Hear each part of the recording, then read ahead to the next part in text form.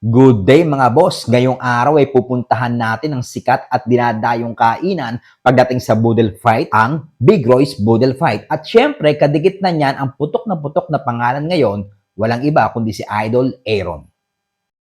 So ito mga boss, magpo-food trip ako ngayon sa Big Roy's. So titingnan natin kung nandun si Idol Aaron.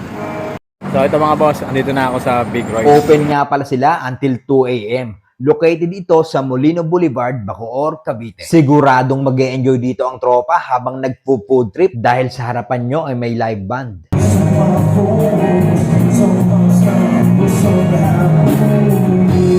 At para hindi kayo mainip habang nag-aantay ng inyong order, mag-basketball muna kayo. Habang nag-aantay tayo ng order natin, pwede tayong mag-basketball.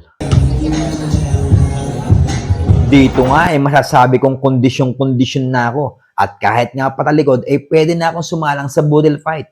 So ito mga boss, mukhang si Aaron ang magsaserve sa atin. Hi boss.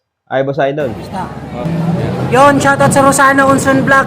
Sana po masuportahan din po natin sila kasi lumalaban po sila ng patas. Power po sa inyo. Shoutout din kay Arvin Mico Limpiahoy at Joel Ambayek ng San Pedro, Laguna. Isa ito sa mga choices na pwede nyong orderin. Price starts at 1,088 pesos and good for 2 to 3 persons. May fried squid game, fried or pinaputok na tilapia, grilled liempo, salted egg, talong, okra, pipino, kamatis, alamang, rice, chorizo de Cebu, at 1.5 Coke or cucumber juice.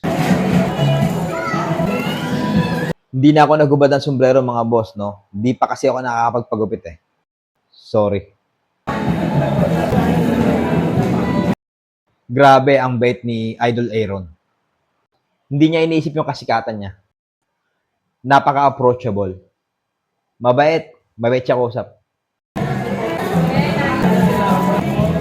Itlog na pula mga boss.